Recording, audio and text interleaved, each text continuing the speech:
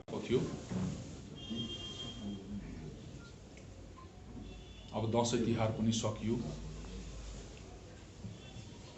GNL पार्टीको अब राजनैतिक यात्रा जुन माननीय सुभाष घिसिङले सुरु गर्नुभएको थियो,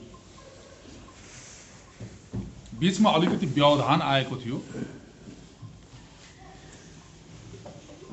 8, 9, 10 सालमा अलिकति व्यवधान आएको थियो, तपाईहरुलाई थाहा छ। निरन्तर हामी हरियो झण्डाले यहाँ भारतमा बस्ने रैथाने गोर्खाहरूको सुरक्षा,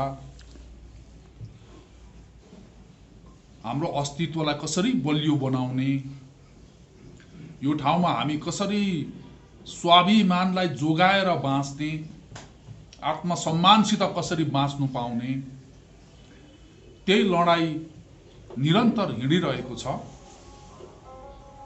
अनि यही सिलसिला आज पनि छ। रबिन भाइले भनिहाल्यो कि अहिले अब राजनैतिक अडान यस्तो हुन गएको छ कि हामी 6 सिड्युल भनिरहन पनि सक्दैनौं। अब बंगालसित छुट्टिने पार्टी हो हाम्रो। अब 6 सिड्युल भन्दा ठूलो व्यवस्था हामीले पाउन सक्छौं भनेदेखि, पायौं भनेदेखि त्यो पनि स्वागत छ। गोर्खाल्यान्ड नै पायो भनेदेखि अत्यन्त उत्तम हो। त्यहाँदेखि मुनि युनियन टेरिटोरी दिन्छ भनेदेखि त्यो पनि ठिकै छ। अनि त्यो दुईटा व्यवस्था चाहिँ हुन सक्दैन भनेदेखि अब अर्को थर्ड व्यवस्था चाहिँ के हुने, त्यसमा माथापच्ची चलाएर जानुपर्छ। तपाईहरुले सोच्नुपर्छ, सबै तहले सोच्नुपर्छ। तर आज चाहिँ म तपाईहरुलाई एउटा मेरो मनमा लागेको एउटा कुरा भन्न चाहन्छु।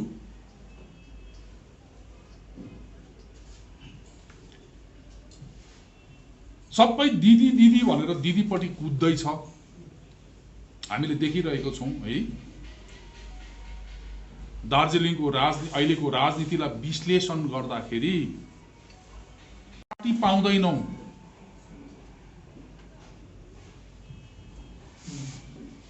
जीएनएल पार्टी बाहेक अरु यस्तो कुनै पार्टी पाउँदैनौं जसले चाहिँ बंगाल सरकारलाई पुच्छर हल्लाउँदैन। यस्तो कुनै पार्टी हामी पाउँदैनौं। बंगालको निगाहमै बाँच्नेहरू सबैजना भयो।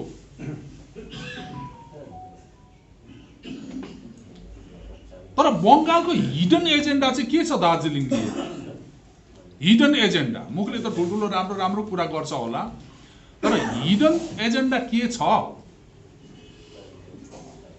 अनि त्यो हिडन एजेन्डा प्रति दार्जिलिङको यो जीएनएल को विपक्षी पार्टीहरूको मनोभाव के छ, उनीहरूको सोच के छ? कोही बेला त यसको पनि हामीले अलिकति कपड छान गर्नुपर्छ त। अब अस्ति चुनावको अगाडि, एमएलए चुनावको अगाडि हाम्रो छिरिङ दाल बहिनीलाई बोर्डको चेयरम्यान पनि बनाएको थियो। अनि चारतिर घुमेर त्यो बहिनी कराई हिँड्दै थियो। चियाबारीको पर्जापट्टा पर्जापट्टा पर्जापट्टा भइहाल्यो, हाम्रो काम एकदम सर्वे भइसक्यो, कुनिके भइसक्यो, कलकत्ता पुर्याइसक्यो, हुनु आँटेको छ भन्दै थियो। छापामा पनि आइराखेको हो। अनि त्यही बेला उसलाई बोर्डको चेयरम्यान बनायो। अनि चेयरम्यान बनाएपछि उसले प्राइमरी टिचरको एपोइन्टमेन्ट गर्ने भयो। अनि थुप्रो स्कुलतिर एक्जामिनेसन सेन्टरहरू बनायो, थुप्रो एप्लिकेन्ट नानीहरू थियो, हाम्रो बिचारा काम नपाउने नानीहरू। त्यो इक्जाम भएपछि मैले साथीहरूलाई भनिदिएँ, छिरिङ दाल बहिनी चाहिँ यसपालि एमएलए को क्यान्डिडेट हो है, उसले त्यसकै तयारी गर्दैछ भनेर भने। अब अहिले छिरिङ दाल बहिनी त हरायो, इलेक्सन हारेपछि छिरिङ दाल बहिनी त हरायो, म त नाम गामै सुन्दिनँ। उसको त्यो पर्जापट्टा पनि हरायो, अनि त्यो प्राइमेरी टिचरको एपोइन्टमेन्ट गर्ने त्यो कुरा पनि हरायो।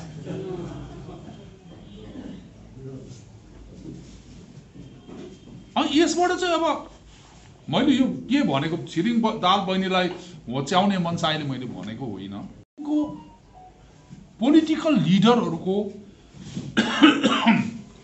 विश्वसनीयता कस्तो छ, उनीहरूलाई समात्दाखेरि हामी समात्न सक्छौँ कि सक्दैनौँ, त्यसको एउटा ज्वलन्त उदाहरण मैले दिएको हो। चाहे अनित थापा भाइको पार्टी भन्नुहोस्, चाहे विमल गुरुङ भाइकै पार्टी भन्नुहोस्, पहिले गोजमोमा एउटै थियो होइन, चाहे विनय तामाङ भाइकै पार्टी भन्नुहोस्, बनिहालेको छैन, बनाउँछ होला नि, आउँदैछ होला, विश्वसनीय लाग्दैन। गोर्खाल्यान्ड ल्याउँछु भनेर चाहिँ अब एकदम आकाश ताकेर निस्केको पार्टी होइन, सुभाष घिसिङलाई पहाडमा बस्नै नदिने पार्टी, काउन्सिलरहरूले भ्रष्टाचार गर्यो भनेर घर घरमा गएर त्यो खान तलासी गरेर घर तोडफोड गरेर तमास गर्ने पार्टी, लास्टमा अहिले अब बङ्गालको निगाहमा बाँच्नु पर्यो। उनीहरूको वास्तविकता त उदाङ्गो भयो, के उदाङ्गो भएन र? के तपाईहरु उनीहरुमा स्वाभिमान पाउनुहुन्छ, जातीय स्वाभिमान? के उनीहरुमा आत्मसम्मान पाउनुहुन्छ? म त त्यो आत्मसम्मान र स्वाभिमान भन्ने कुरा त उनीहरुमा त एउटा एक अलिकति पनि पाउँदिन, देख्दिन म त। उनीहरु त अहिले आएर चाहिँ दिदीको रिमोटमा चल्नेहरु भयो नि त, के ठेगान पहिले पनि रिमोटमै चल्दै थियो कि? हामीलाई त्यो कुरा याद भएको थिएन कि? अब चियाबारीमा आज आएर हेर्दाखेरि पर्जापट्टा त होइन, तर 15% जमिन चाहिँ मालिकहरूले त्यहाँनिर अरु धन्दा गर्नुको लागि मालिकहरूलाई बंगाल सरकारले दियो। हेर्नुस्, यसमा एकदमै गहिरो चाल छ। हाम्रो मान्छेलाई चाहिँ पट्टा नदिने, त्यहाँनिर शताब्दीदेखि खटेर आउनेहरूलाई चाहिँ उनीहरूको नाममा पट्टा नदिने। दिदीले त अस्ति खर्साङमा भनिहाले, तपाईहरुले पनि सुन्नुभयो होला, मैले पनि सुने। जमिन सबै तिमीलाई दिएपछि हामीले चाहिँ कहाँ बिजनेस गर्नु भने हैन।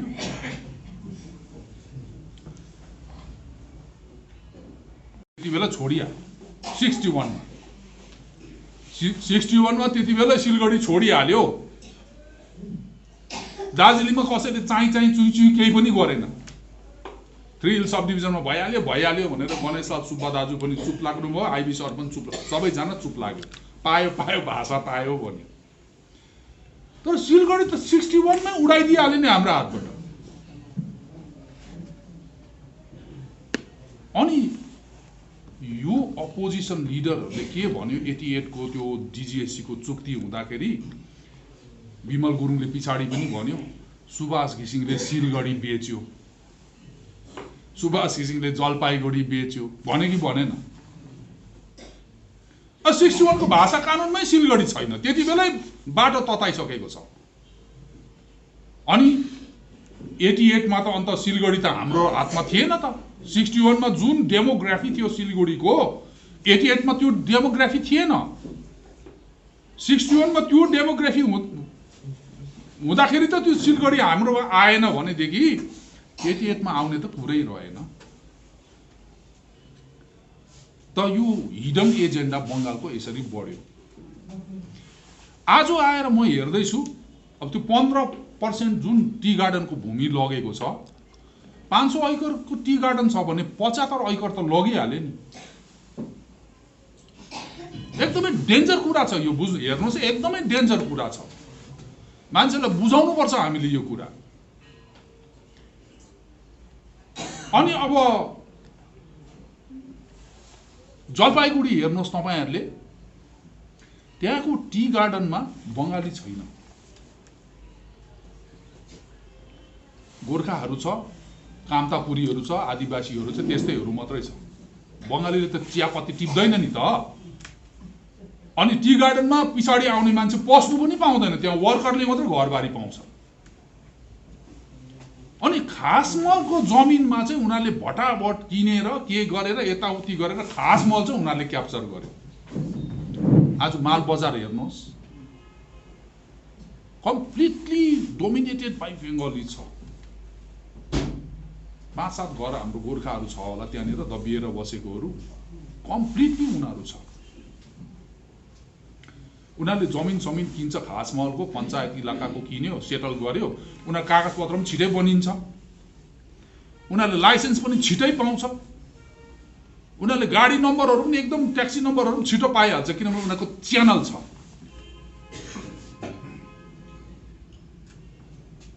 अब आज आएर दार्जिलिङमा तपाईहरुले हेर्नु, अहिलेदेखि होइन, तपाईको 51 देखि हामीले सबै केलाएर हेर्यौं। 51 देखि विधानचन्द्र रायदेखि लिएर उनीहरूको दार्जिलिङ, खरसाङ, कालेबुङ, सिलगढी, जलपाइगुडी, कुचबिहार लिएर उनीहरूको एजेन्डा के थियो हामीले हेर्यौं। र हामी के पाउँछौं भनेदेखि बंगालले निल्ने, हाम्रो ठाउँ निल्ने। अब आज आएर तपाईले हेर्नुहोस्, कुचबिहार कोचेमेचेको रहेन, कुचबिहार कोचेमेचेको छैन आज। अब त्यो जलपाइगुडी पनि कामतापुरीको माग गर्छ, के गर्छ, तर जलपाइगुडी पनि आज कामतापुरीको रहेन। अब सिलगढीमा त एक समयमा हाम्रो एमएलए थियो, सिलगढी म्युनिसिपालिटीको चेयरम्यान हाम्रो गोर्खा थियो। अब आज सिलगढी हाम्रो रहेन, आज के धेरै पहिले नै रहेन। अब यो हिडन एजेन्डा सुरु भयो 51 सालदेखि। अब 47 मा भारत इन्डिपेन्डेन्स हुँदाखेरि पूर्वी पाकिस्तान छुट्टिएपछि, पश्चिम पूर्वी पाकिस्तान भएपछि, अहिलेको बङ्गलादेश भएपछि रिफ्युजीहरू आएको थियो। उनीहरूको रिसेटलमेन्ट गर्ने एउटा कार लाने, कता लाने, र हाम्रो खाली ठाउँमा विधानचन्द्र राईले आँखा गाडेको थियो। अनि त्यति बेला हेर्नुहोस् दार्जिलिङको परिस्थिति अहिलेको जस्तै थियो। डम्बरसिंह गुरुङ मरिहालेको थियो, अरू मसिनो ख्याउटे लिडरहरू भएको थियो। एमएलए त हाम्रो जोरबङ्गला समष्टिको हाम्रो शिवकुमार राई सर नै हो। शिवकुमार राई सरलाई कांग्रेसमा लगिहाल्यो, विधानचन्द्र राईले किनिहाल्यो। त्यो अवस्थामा चाहिँ 61 को भाषा कानुन बन्यो। हेर्नुहोस् है, 61 को भाषा कानुन, 61 को भाषा कानुन के बन्यो भने नि, दार्जिलिङमा एजिटेसन भयो, के भयो, बंगला भाषा थोपियो भनेर गणेशलाल सुब्बाहरू, आइबी सरहरू यिनीहरू नै रहेछ, मैले पढेँ इतिहास। अनि कस्तो कानुन बन्यो भने तपाईहरुले हेर्नु भएको छ कि छैन? भाषा कानुन कस्तो छ भनेदेखि बंगालको सरकारी भाषा बंगला भाषा। In case of 3 hill subdivisions of Darjeeling, Khorxing and Kalimpong, number 1 बंगला भाषा, number 2 नेपाली भाषा। कसको हिडन एजेन्डाले काम हुँदैछ कि दार्जिलिङको जति पनि होमस्टे ल्यान्डहरू छ, होमस्टे चलेको ठाउँहरू भटाभट तलको मान्छेले किन्दैछ। कोही पनि चुँ गर्दैन, कोही पनि बोलेको छैन, तर म हेर्दैछु किन्दैछ। सेल्पुमा हाम्रो भाइहरूले होमस्टे चलाउँदै थियो, त्यहाँ त 8-10 जनाले तलकोहरूले आएर किनिसक्यो। किनि मात्रै होइन, त्यो चल्दै गरेको होमस्टे पनि उनीहरूले लिएर उनीहरूले चलाउँदैछ। लाभामा त्यस्तै छ, होमस्टे ल्यान्डहरू उनीहरूले किन्यो। कफेरमा त्यस्तै छ, गोरुबथानमा त्यस्तै छ। सुकियाको मुनि त्यो लाप्चे खेतीपट्टि पुरा चल्दै थियो होमस्टे, त्यहाँ यिनीहरूले जमिन किन्यो। दबाई पानी त्यो दार्जिलिङको ओल्लो भित्ता दबाई पानीमा होमस्टे राम्रो चल्दै थियो, दबाई पानीमा यिनीहरू पुरै पसिसक्यो, अझै आउँदैछ। कसको इसारामा आएको, किन आएको? 17 को गोर्खाल्यान्ड एजिटेसन चल्दै गरेको बेला दिदीले एउटा स्टेटमेन्ट दिएको थियो कलकत्ताबाट। के दिएको थियो भनेदेखिलाई दार्जिलिङमा यो गोर्खाल्यान्ड माग्नेहरू चाहिँ 2.5 लाख जति मान्छे नेपालबाट आउनेहरू हो भनेर दिएको थियो। सिरियस कुरा थियो। गोर्खाल्यान्ड माग्ने त हामी नै हो, यहीकै रैतानीहरूले मागेको। तर दिदीले त्यसो भन्यो। अनि गोर्खाल्यान्ड माग्ने एजिटेटरहरूलाई उसले ठन्डा बस्तामा पनि हाले, पुलिस लगाएर, एडमिनिस्ट्रेसन लगाएर, केस लगाइदिएर। त्यो तपाईँहरूको आँखाको सामने छ होइन? अनि अब त्यो हेर्नुहोस्, हाम्रो डेमोग्राफी कसरी बदली गर्ने, दार्जिलिङको मान्छेलाई एक हुनु चाहिँ कसरी नदिने, त्यहाँ कसरी पोलिटिकल डिभिजन ल्याउने, कसरी प्रोक्सी मान्छेहरूलाई लगाएर त्यहाँको प्रशासन चलाउने।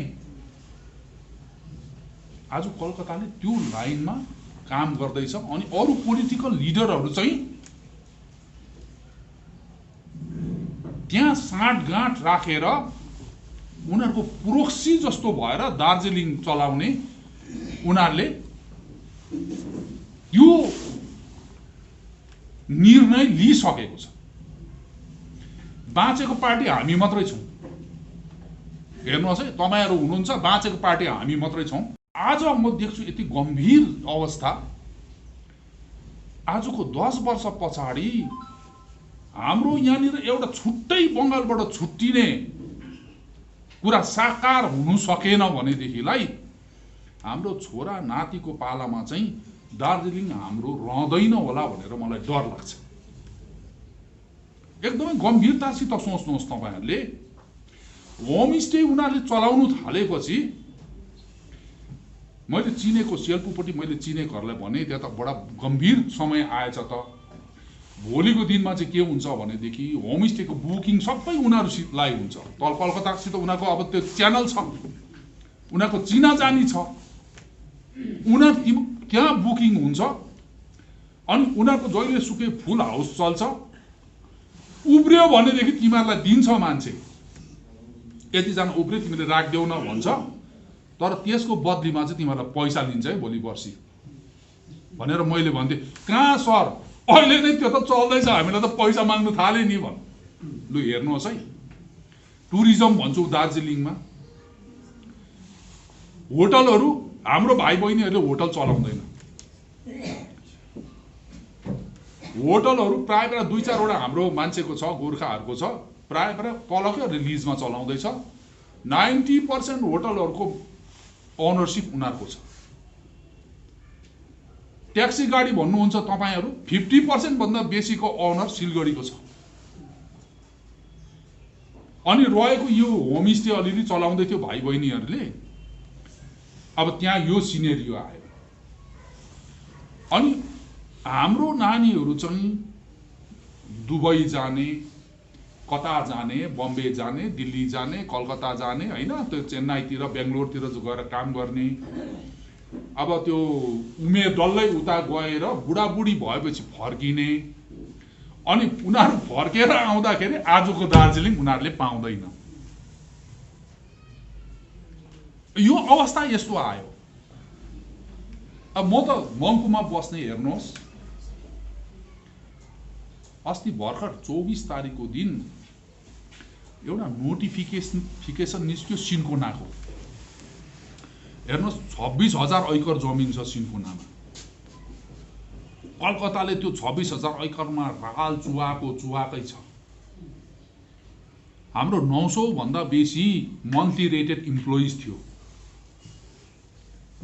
यो गोजमुमुले नै त्यो मोसन दिँदाखेरि चाहिँ मन परी गरेर उनीहरूले त्यो गोजमुमुको क्याडरलाई तान्दै ल्याउँदै दिएर सिटोङको 3 जना भाइहरू सिनियर भाइहरू उनीहरू डिप्राइभ भएछ र उनीहरू कोर्ट केस गर्नुभयो। हामी सिनियर थियौँ, हामीले पाउनु पर्ने, तर हामीले नपाएर चाहिँ हामीभन्दा जुनियरलाई ल्याएर दियो भनेर उनीहरूले कोर्ट केस गर्यो। कोर्ट केस गर्दाखेरि चाहिँ तपाईँको कोर्टले भन्यो भर्डिक्ट के भन्यो भनेदेखिलाई तपाईँको नि government establishment certain rules and रेगुलेसन्सको आधारमा चलेको हुन्छ। सिन्कोना डाइरेक्टोरेट पनि गभर्नमेन्ट इस्टाब्लिसमेन्ट नै हो, तर त्यहाँ चाहिँ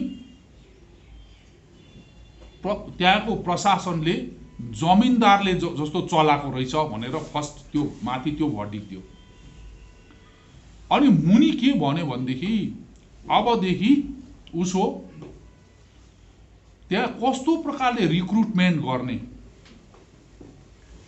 त्यो रिक्रुटमेन्ट रुल्स चिफ सेक्रेटरीले बनाएर अब उसो चाहिँ त्यो रिक्रुटमेन्ट रुल्सको आधारमा रिक्रुट गर्नु भनेर भर्डिक्ट दियो 2011 मा।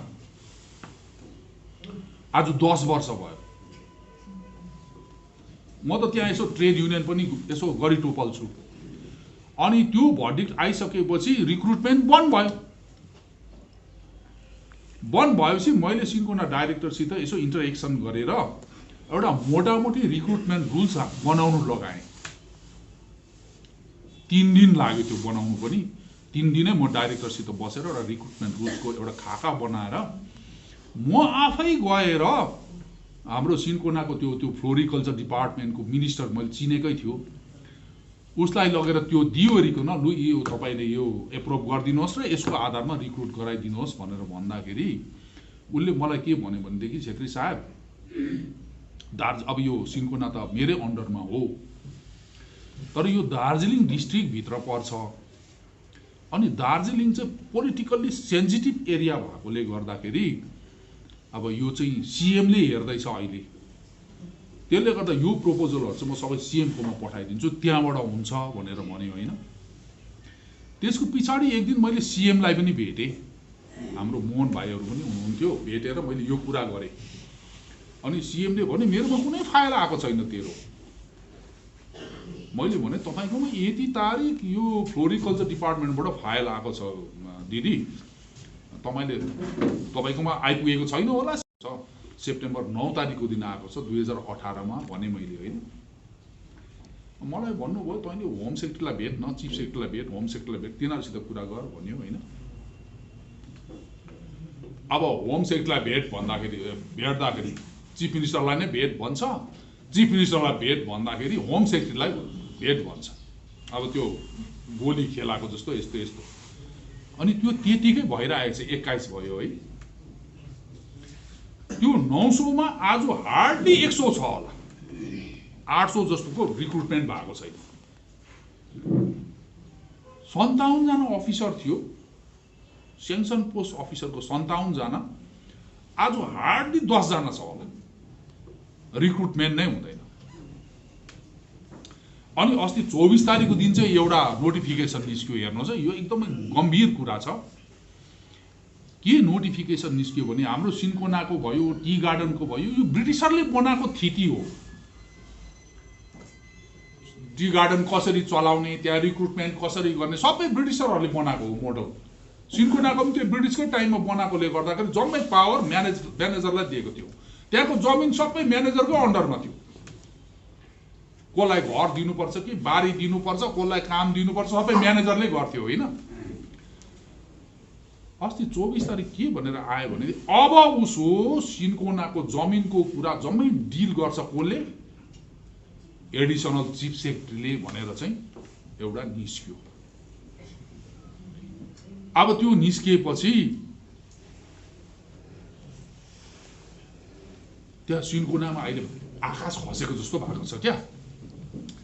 टिएमसीकोहरू कुदेर म भागमा आयो, सर यस्तो यस्तो भयो, लु न राजु विष्टलाई भनिदिनुहोस् न, यो त अब यो त राम्रो छैन, डिजाइन त डरलाग्दो छ। मैले यो कुराहरू उनीहरूलाई एक्सप्लेन गर्दै, यो हिडन एजेन्डा हो। हाम्रो जमिनमाथि कसरी अब यो जमिन चाहिँ हत्याउने र कसरी यहाँको डेमोग्राफी चेन्ज गर्ने, भविष्यमा यहाँ यो बङ्गालबाट छुट्टिने कुराको चाहिँ क्या त बीजै नरहोस्, सबै खतम पारिदिउँ भन्ने र त्यो बङ्गालले स्लोली त्यसरी काम गर्नु थाल्यो।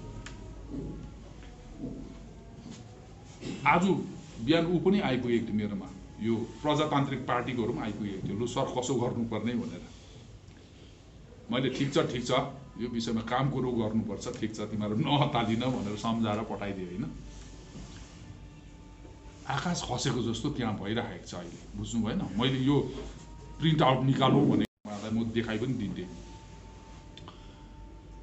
अब यसको पछि चाहिँ मैले भनिहालेँ दार्जिलिङ कसरी निल्नु, जलपाइगुडी कुचबिहार सिलगढी त्यो त सबै सक्यो, अब रह्यो हाम्रो तीनटै टापु। अनि आजको दिनमा मैले यो कुरा तपाईँहरूलाई किन गरेको भनेदेखिलाई, यदि 2007 सालमा सिक्स्युल भइदिएको भए नि यो जमिन हाम्रोमा हुन्थ्यो, यस्तो यो एजेन्डा ताना बाना बुन्ने प्रश्न उठ्ने थिएन, अनि आकाश पनि झर्ने थिएन, हाम्रो डेमोग्राफी पनि बदली हुने थिएन। अब यो चाहिँ अब पारा बिग्रियो। अब त्यो लिडरहरू खेला हराएको जुवाडे जस्तो भइगयो। अब यो परिस्थितिलाई डिल गर्नुपर्ने, यसलाई सामना गर्नुपर्ने र यसलाई समाधान गर्नुपर्ने कसले? हरियो झण्डाले। त्यसले गर्दा हरियो झण्डा आज पनि रिलिभेन्ट छ, हिजो पनि रिलिभेन्ट थियो, आज पनि छ र भोलि पनि यही रिलिभेन्ट हुन्छ। किनभने हामीमा चाहिँ इमानदारी छ, आत्मसम्मान भन्ने कुरा पनि हामीमा छ, स्वाभिमान पनि भन्ने कुरा पनि हामीमा छ। यसलाई बलियो बनाएर लानुहोस्। हेर्नुहोस् कति दिन बाँचिएला। अब जिएनएलएफमा झण्डा समातेको 40 वर्ष बेसी भयो, मेरो त जीवनै गइगयो। अब अहिलेको युथहरू पैसा भनेपछि हुरुरु कुद्छ, कुरा बुझ्नै पाउँदैन बिचाराहरूले। उनीहरूले कुरा बुझाउनु पर्छ, हाम्रो छोराछोरी हो, कुरा बुझ्छ उनीहरूले, तर बुझाउनु पर्छ। गाउँ गाउँमा बुझाउनुहोस्, टोल टोलमा बुझाउनुहोस् नानीहरूलाई। यो क्या त यो अन्धाले हात्ती छामेको जस्तो त्यो त्यो त्यो त्यस्तोहरूको पार्टीमा जताभावी नकुदोस्, नभएदेखि भोलिको दिन हाम्रो चाहिँ एकदम डरलाग्दो छ। अब यसलाई समाधान गर्नुको लागि अब वार्ता चल्दैछ। वार्ता अब नराम्रो छैन, वार्ता हुँदैछ। अनि अब वार्ताले केही न केही अब एउटा समाधान निश्चय ल्याउँछ भन्ने हामीलाई भरोसा छ, ल्याउँछ। बङ्गालले विरोध गर्छ, थाहा छ त्यो पनि। बङ्गालले विरोध गर्छ किनभने उनीहरूको हिडन एजेन्डा छ, दार्जिलिङलाई लिएर विरोध गर्छै गर्छ उनीहरूले, उनीहरूको स्वार्थमा छ। तर अनौठो कुरा चाहिँ यहाँ के भएको छ भनेदेखि हाम्रो यहाँको लिडरहरू, पोलिटिकल पार्टी चलाउने मान्छेहरू चाहिँ बोक्नुपर्छ त। उनीहरूले त पहाडको स्वार्थ बोक्नुपर्छ, गोर्खाको स्वार्थ बोक्नुपर्छ। हाम्रो भोलि आउने सन्तानले चाहिँ यहाँ निर्धक्क बाँच्नु पाउने परिवेश तयारी गर्ने त्यो उनीहरूले सोच्नुपर्छ। त्यति सोच्नु नसक्नेहरू चाहिँ कसरी नेता हुन्छ मलाई त अचम्म लाग्छ। पैसाकै भरमा मात्रै नेता हुन्छ? नेताकोमा त टाउको हुनुपर्छ नि। टाउको नभएको नेता भएर यो अवस्था भएको हो, आकाश खसेको हो। नेताकोमा त पैसा मात्रै भएर हुँदैन नि त, नेताकोमा त टाउको हुनुपर्छ, राजनीतिक ज्ञान हुनुपर्छ, देख्नु सक्ने शक्ति हुनुपर्छ। जनताले डाँडा पाडी देख्नु सक्दैन होला, नेताले पहिले देख्नुपर्छ र जनताले देखाउनुपर्छ।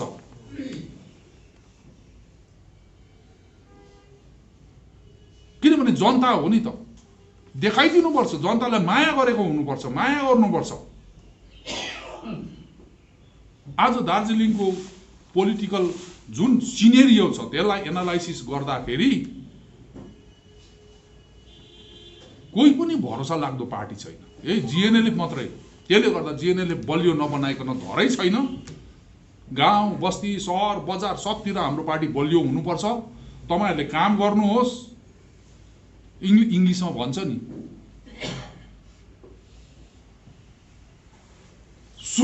Or sync. तपाईहरुले पौडी खेल्नै पर्छ, नभएदेखि हामी डुब्छौँ, हाम्रो आउने सन्तान डुब्छ। दिल्ली, अब दिल्लीले त त्यति बेला काम गर्छ कि जति बेला हाम्रो यहाँ शक्ति हुन्छ। हाम्रो शक्ति छिन्न भिन्न भयो, छिना माना हामी भयौँ भने नि दिल्लीले यसो हेर्छ, 10 दिनु पर्नेमा 2 मात्र दिन्छ।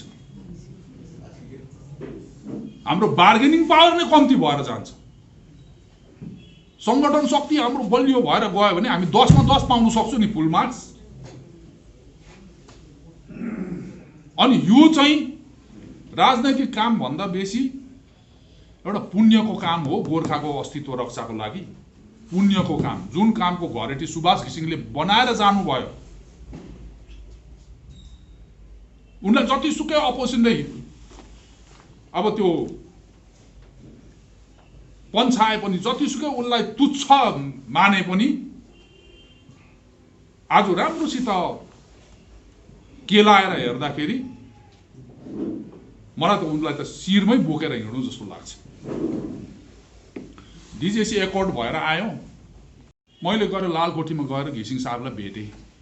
मेरो त 70 सालदेखि उसित चिनाजानी हो, अर्कै प्लेटफर्मबाट हाम्रो चिनाजानी हो। म पनि एउटा साहित्यिक म्यागजिन निकाल्थेँ। म त राजनीतिमा त एउटा क्या त अब कस्तो प्रकारले आउन चाहेको पनि थिइनँ, तर आउनु पर्यो क्या। अनि घिसिङ साहबले धुवाँ निकाल्नुहुन्थ्यो। चौक बजारको परमानन्द शर्माले त्यो छापिदिनुहुन्थ्यो है। अनि त्यसको एडिटर हाम्रो घिसिङ साहब हुनुहुन्थ्यो। म चाहिँ मङ्पुबाट अलिक सानै थिएँ, तर अब जाँगर चलाएर यताउति गरेर एउटा पत्रिका निकाल्थेँ, छहारी भन्ने। अनि म छहारीको प्रधान सम्पादक, धुवाँको सम्पादक घिसिङ साहब हुनुहुन्थ्यो। त्यो हिसाबमा हाम्रो त चिनाजानी। अनि भेटेँ मैले लालकोठीमा गएर। अनि मैले भने अब गोर्खाल्यान्डको कुरा थियो, गोर्खाल्यान्ड नै चाहेको पनि थियौँ होइन। त गोर्खाल्यान्ड भएन, डिजिएसी ल्याएपछि मैले गएर भेटेँ। अनि भने यतिले पुग्छ के त हामीलाई? हाम्रो एस्पिरेसन छ नि, पोलिटिकल एस्पिरेसन, यसले हुन्छ के त हौ चेयरम्यान साहब भने मैले। उहाँले के भन्नुभयो भनेदेखिलाई, खुल्ला मान्छे हो, लुकाइ छिपाई कुरा गर्ने मान्छे होइन घिसिङ साहब। उहाँले भन्नुभयो, भाइ अब यतिसम्म चाहिँ मैले गरेँ कि अब उसो चाहिँ न्यू जेनेरेसनले गर्नुपर्छ, यसलाई अगाडि बढाउने जिम्मेवारी चाहिँ न्यू जेनेरेसनको हो नि भाइ भन्नुभयो। र पनि उहाँले यताउति गरेर त्यो 6 सिड्युलसम्म चाहिँ पुर्याउनु भएको थियो होइन। अब 6 सिड्युल एउटा कन्स्टिट्युसनल व्यवस्था थियो। 12-27 को के जन्म्यो दार्जिलिङमा। यस्तै हुन्छ दार्जिलिङमा, राम्रो कुरा आएपछि जान्छ, खेर जान्छै जान्छ। अब अहिले पनि दिल्लीबाट केही राम्रो कुरा आउला, खेर जाला, होसियार चौकीदारी तपाईहरुले गर्नुपर्छ है। दार्जिलिङमा यस्तै हुन्छ।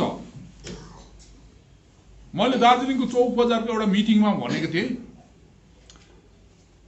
46 सालको कुरा हेर्नुहोस् है, त्यति बेलाको कुरा। त्यति बेला पनि हाम्रो क्या त हामी डिप्राइभ भएको, हाम्रो खोसिएको हो, हाम्रै मान्छे लगाएर हाम्रो आँसु खोसेको हो 46 सालमा पनि। लर्ड माउन्टबेटन थियो। लर्ड माउन्टबेटनले डम्बरसिंह गुरुङलाई बोलाएर भन्नुभयो कि मुसलमानहरूलाई चाहिँ हामी पाकिस्तान दिएर जाँदैछौँ। दिँदाखेरि चाहिँ मन परी गरेर उनीहरूले त्यो गोजमुको क्याडरलाई तान्दै ल्याउँदै दिएर सिटोङको 3 जना भाइहरू, सिनियर भाइहरू, उनीहरू डिप्राइभ भएछ र उनीहरू कोर्ट केस गर्नुभयो। हामी सिनियर थियौँ, हामीले पाउनु पर्ने, तर हामीले नपाएर चाहिँ हामीभन्दा जुनियरलाई ल्याएर दियो भनेर उनीहरूले कोर्ट केस गर्यो। कोर्ट केस गर्दाखेरि चाहिँ तपाईको कोर्टले भन्यो भर्डिक्ट के भन्यो भनेदेखिलाई तपाईको नि गभर्नमेन्ट इस्टाब्लिशमेन्ट सर्टेन रुल्स एन्ड रेगुलेसन्सको आधारमा चलेको हुन्छ।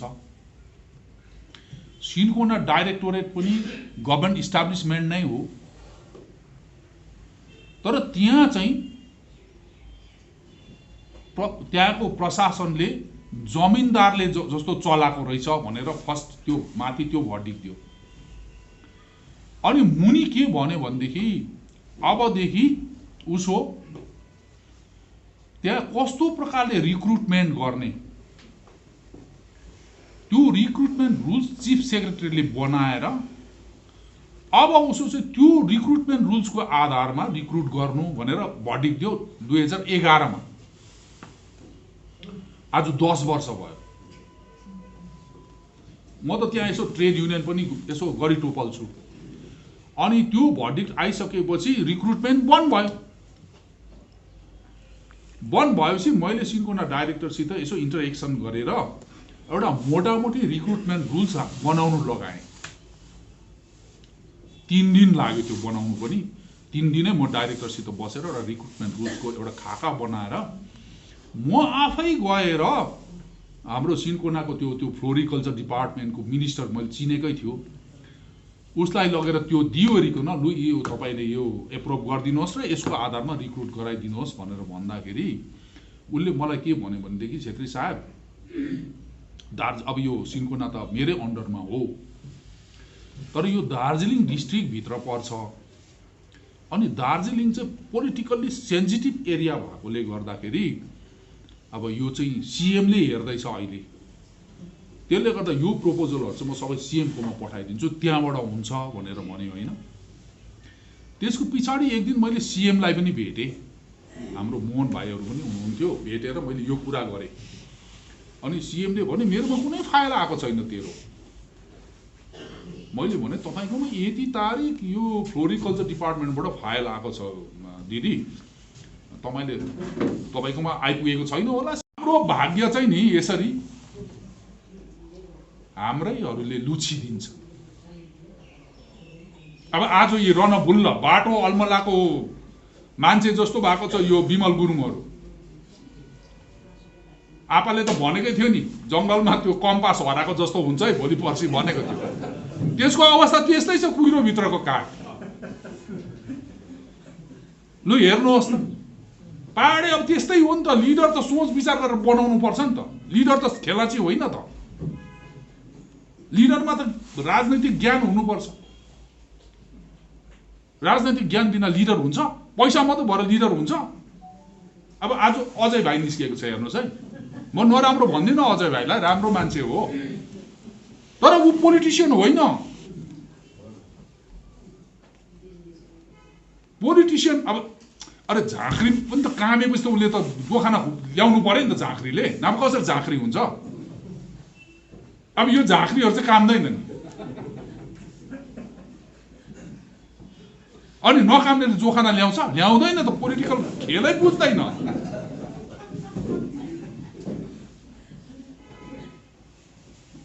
र वार्ता हुँदैछ हैन, दिल्ली सरकारसित वार्ता आपाले पनि गरेकै हो। योहरूले पनि त 11 पल्ट कि 12 पल्ट गरेको होइन। हेर्नुहोस् त, डाक्टरहरु थियो त, खरसाङको डाक्टरहरु, कालेबुङको डाक्टरहरु, दार्जिलिङको डाक्टरहरु सबै थुप्रेको थियो त। ए डाक्टर भएर हुँदैन।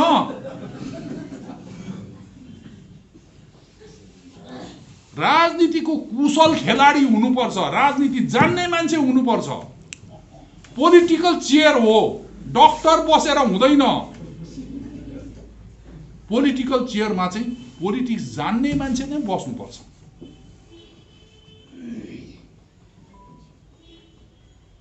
जसरी झाँक्री काम्ने मान्छे नै हुनु पर्यो नि, हैन? नभएदेखि त ठीक हुँदैन नि। अहिले त्यही भएको हो। हामी गोर्खाहरु चाहिँ फेरि यस्तो रहेछौँ कि हुरुरु कुद्ने क्या त। अब यस्तो ट्रेन्ड आयो भनेपछि हुरुरु कुद्ने। अहिले उता पैसा पाउँछ भनेपछि हुरुरु कुद्दैछ नि। त्यो पैसा टेम्पोरेरी हो। पैसा चाहिन्छ मान्छेलाई, तर पैसा टेम्पोरेरी हो। हेर्नुहोस् है, पैसाले राजनैतिक न्याय ल्याउँदैन। गोर्खालाई चाहिएको राजनैतिक न्याय हो। हामीलाई राजनैतिक रूपले हामी डिप्राइभ भएको छौं। किनकि एउटा व्यवस्था गरेर जानु चाहन्छौं र तिमीहरुलाई त्यहाँ के गर्नुपर्ने कसो गर्नुपर्ने सल्लाह गरेर तिमीहरुले भन। फ्याक्ट हो। अनि डम्बरसिंह गुरुङ आएर कालिम्पोङमा त्यति बेलाको समयमा अब 46 सालमा आज अब 2021 मा त यो अवस्था छ दार्जिलिङको। पढन्ताहरू भयो, पढेको मान्छेहरू छ र पनि 21 सालमा यो अवस्था छ। पढ्नु त पढेको, खोइ के पढेको सरसल्लाह गरेर त्यति बेला त डम्बरसिंह बाबु त त्यति बेला त नेपालमा जानुभयो। उहाँहरूको सल्लाह भएछ अब हामी नेपालमै मिल्नुपर्छ भन्ने। अनि नेपालमा गएर त्यहाँ अब चन्द्र शमशेरहरू को थियो त्यहाँ राख्नु भएछ कुरा। हामीलाई यसो भन्दैछ अङ्ग्रेज साहेबहरूले र अब हामी त यी नेपालकै हो, अब यतैको हो, यतै तपाईँहरूले लिनुपर्छ। अब चन्द्र शमशेरहरूको फेरि नेपालमा दसैँ औँला घिउमा थियो होइन। अनि अब यसो हेऱ्यो दार्जिलिङमा त अब इन्डियाको फ्रिडम मुभमेन्टमा पार्टिसिपेट गरेको मान्छेहरू छ। अब त्यो चाहिँ यता ल्याएपछि त हाम्रो त गद्दीमा अप्ठ्यारो पर्छ, तिनीहरूले त नेपाललाई नै अब अर्कै बनाइदिन्छ भनेर चन्द्र शमशेरहरूले चाहिँ होइन, त्यहाँ चाहिँ अब त्यो छितकी पातकीहरू गएको छ, यहाँ क्राइम गरेर मर्डररहरू गएको छ, यहाँ गाँच्दाखेरि चाहिँ सोसियल कम्प्लिकेसन्स हुन्छ, तिमीहरू उतै मिल भनेर भन्दैछ। अब भनेपछि डम्बरसिंह गुरुङ नेपाल गएको त अब दिल्लीले त ठुलो हेरिराखेको थियो। अब दिल्ली जस्तो डरलाग्दो वल्लभभाइ पटेलहरू डल्लै थियो। अनि बोलाएर भनेछ तिमीहरू ठुलो रुखको छारीमा बस, तिमीहरूलाई हामी न्याय दिएर राख्छौँ, गोर्खाहरूलाई हामी न्याय दिएर राख्छौँ। अब फकाइ फुस्लाइ गर्यो, बिचरा गोर्खा त हो डम्बर बाबु, अब मान्नु भयो होइन। अनि न्याय चाहिँ के दिएछ भन्नुहोस् त, डम्बरसिंह गुरुङलाई कन्स्टिट्युएन्ट एसेम्ब्लीको मेम्बर बनायो। डम्बरसिंह गुरुङले चाल पाउनु पोलिटिसियन हो, पोलिटिसियनले देख्छ छ्याङछ्याङ देख्छ। जसरी झाँक्रीले त्यो चिन्ता बस्दा देख्छ नि, त्यसरी नै पोलिटिसियनले चाहिँ देख्छ है पोलिटिकल कुरा। मैले हिमालयन ब्लन्डर गरेँ भनेर डम्बरसिंह गुरुङले बुझ्नुभयो। 47 को फर्स्ट इन्डिपेन्डेन्स डेमा कालिम्पोङबाट बिमारी हुनुभयो। उहाँ बिमारी अवस्थामै उहाँले बोल्नु भएको छ, भारत स्वाधीन भएकोमा म खुसी छु, तर स्वाधीन भारतमा गोर्खाहरूको अनिश्चित भविष्य देख्दा म दुखित छु। दुखित भएरै उहाँ बित्नुभयो। उहाँ बितेपछि छिन्न भिन्न भयो। रलिङ पोइन्ट उहाँ थियो। हाम्रो घिसिङ साहब बितेपछि हामी तितिर त्यो परिस्थिति भएको जस्तै त हो। बङ्गालको कूटनीति चलायो, यहाँबाट जितेर जानेहरूलाई पक्कै किन्नु थाल्यो। शिवकुमार राई सर पनि उतै जानुभयो, पछाडि गएर नरबहादुर गुरुङ पनि उतै गयो, उतै डिप्युटी मिनिस्टर भएको थियो। हुँदै दार्जिलिङमा अब कि त उनीहरूको प्रोक्सी मान्छे भयो लिडर, कि होइन भने किनेर उनीहरूले आफ्नो बनायो। दार्जिलिङको त्यो अवस्था त्यही कन्टिन्युएसन भएर आएको देख्छु म। त्यही कन्टिन्युएसन 50 सालको जुन ट्रेन्ड थियो आज पनि म त्यही देख्छु। अनि भिन्न कोही छ भनेदेखि जिएनएलएफ छ। हेर्नुहोस् अब त्यो सिलसिला त म नल्याउँ भन्दै थिएँ, तर अब आइगयो। जिएनएलएफ पार्टीलाई पनि अब सुभाष घिसिङलेको जे आइडियोलोजी हो, जे फिलोसफी हो, जे सोच हो, त्यसलाई आउट अफ ट्र्याक बनाउने जिएनएलएफलाई पनि कोसिस भएको हो, भइराखेको हो। अब त्यो हामीले हुन दिएको छैनौँ, दिँदैनौँ। किनभने सुभाष घिसिङ हाम्रो आदर्श हो, उही सत्य हो। मेरो नजरमा सुभाष घिसिङ नै सत्य हो। सुभाष घिसिङले जे गर्नुभयो आफ्नो स्वार्थलाई पन्छाएर, जातिको स्वार्थलाई राखेरै उहाँले गर्नुभएको हो। सत्य कुरा गर्नुभएको थियो होइन। अब त्योभन्दा सत्य अर्को हुँदैन। र पोलिटिकल सिनेरियो यो छ। अनि त्यति बेला चाहिँ हेर्नुहोस् रामकृष्ण हाम्रो ऊ थियो, रूपनारायण सिंह थियो दार्जिलिङमा, गोर्खा लिगकै मान्छे, दार्जिलिङको गोर्खा लिगकै लिडर हो। उनलाई फेरि यो ऊ चाहिँ प्लान्टर्स क्लबको मेम्बर थियो त्यति बेला, रइसी मान्छे थियो। अनि त्यहाँ अङ्ग्रेजहरू थियो धेर जस्तो। यो टी गार्डनको मालिकहरू त धेर जस्तो त्यति बेला अङ्ग्रेजहरू थियो। अङ्ग्रेजहरूले भनेछ तिमीहरू के भएको, यति बेला तिमीहरूले उयो माग न, के अरे चिफ कमिसनर्स प्रोभिन्स माग न, तिमीहरूलाई त दिन्छ त भनेर रूपनारायण सिंहलाई भन्दाखेरि रूपनारायण सिंहले दार्जिलिङमा त्यति बेलाको रिङ सिनेमा हलमा चाहिँ मिटिङ बोलाउनु भएछ। दार्जिलिङलाई चाहिँ चिफ कमिसनर्स प्रोभिन्स बनाउने भनेर मिटिङ बोलाउनु भएछ होइन। अब उसले मिटिङ बोलाउँदाखेरि कालेबुङमा डम्बरसिंह गुरुङको फेरि केटाहरूलाई झोक चलेछ, रिस उठेछ, तँ बाटो हुन्छस्, हामीलाई सोध्नु छैन खोज्नु छैन, तँ मिटिङ बोलाउने भनेर 4-5 गाडी कालिम्पोङबाट आएर रूपनारायण सिंहलाई फटाएर रगत पक्ष बनाएर चिफ कमिसनर प्रोभिन्स गराए।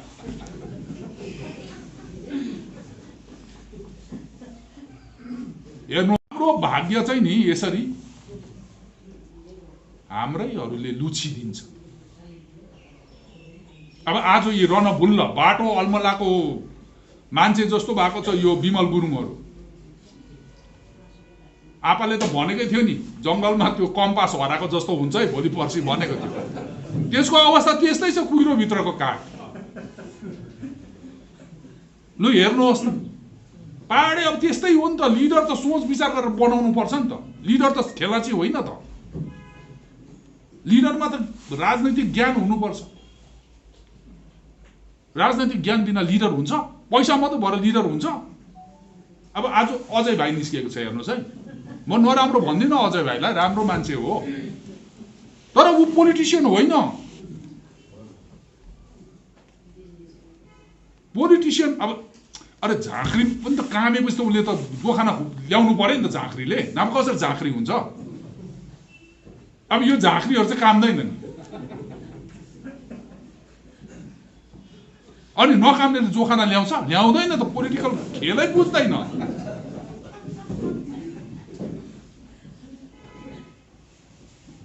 र वार्ता हुँदैछ होइन, दिल्ली सरकारसित वार्ता आपाले पनि गरेकै हो। योहरूले पनि त 11 पल्ट कि 12 पल्ट गरेको होइन। हेर्नुहोस् त, डाक्टरहरू थियो त, खर्साङको डाक्टरहरू, कालेबुङको डाक्टरहरू, दार्जिलिङको डाक्टरहरू सबै थुप्रेको थियो त। ए डाक्टर भएर हुँदैन।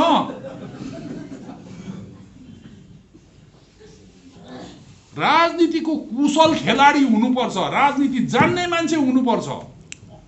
पोलिटिकल चेयर हो, डाक्टर बसेर हुँदैन। पोलिटिकल चेयरमा चाहिँ पोलिटिक्स जान्ने मान्छे नै बस्नुपर्छ।